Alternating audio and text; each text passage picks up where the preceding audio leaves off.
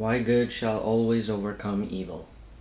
Every human individual has his own perspective on what is good and what is considered evil, what is against the method and what is considered the right method, which is the light and which is the terrible darkness. In a profound state of thought, it can be realized that our own collection of beliefs, specifically religion, is indeed an unbalanced string between what is good and what is wrong, such as it is seen in the Christian faith, or example, that a divinity, Jesus Christ, is in a war against the wrongdoing forces of the devil, or Satan. It is perhaps a natural but unique process of the early human consciousness, based on a universal figment of the enigmatic. The constant battle between the sun against the dark goings of the night. In that death of the sun brings a farmer's crops to ruin and the unknown frights into life. Although by the resurrection of the sun at dawn life flourishes once again, victorious over the dark, was a natural perception by early humanity that the world's security from evil is always looming around the vulnerable.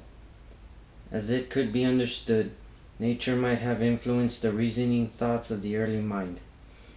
When little was known about life or the universe, evil itself is evil, and without a righteous spirit of good intention, it is already doomed for destruction at the end of the course. When victory is given to good, while the Christian religion describes a place of eternal judgment, or hell, for the immorally broken, purity succeeds in the circumstances of eternal happiness, or heaven.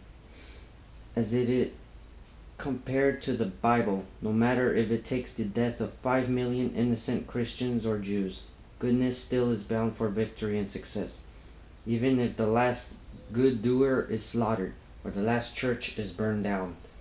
However, it is quite the opposite in the direction of evil, if it is Satan, Hitler, or death itself.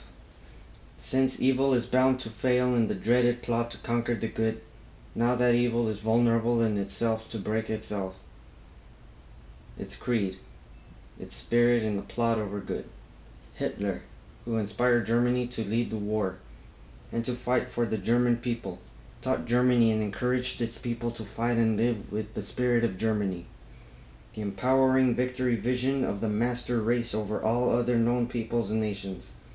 Although, as we could see of this courageous man of his country, his wrong deeds over his time of dictatorship soon took him at the end of the war, when after all his beliefs of sacrifice to the German homeland, he betrayed his beloved nation of Germany, led out of sight to his own personal gain selfishly, as many other terrible leaders have done, become traitors to themselves.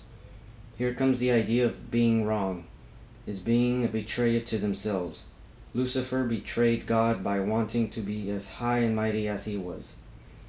At that moment, Lucifer was a traitor to himself, dooming himself for an unsuccessful end of eternal judgment by God. In society, betraying your rights, your life and nation, by crime or by terrorism or by any other wrongdoing, you have surely been turned into a betrayer to your own nation. But was it wrong? What is truly there that is seen as wrong and must be punished and conquered by whatever is seen as good? From this we can ask, what is even good, or considered right?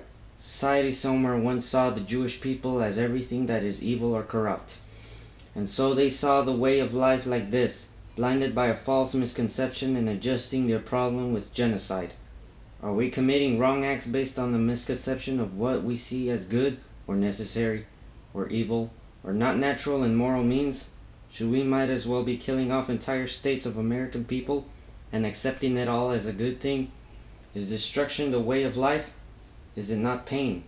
Humanity only relies on what they can benefit from and what is felt as a good thing.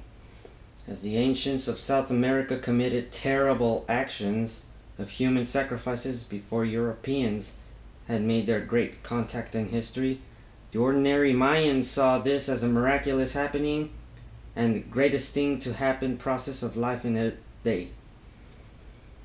And that the belief was that human sacrifice would bring the sun upon their heads again by morning, as they hoped for every day to happen.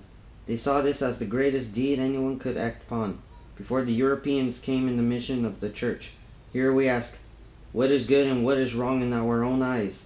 This is one of the mysteries of the universe, and either way we shall never know by the steadiest fancy, if good is good and if evil is bad.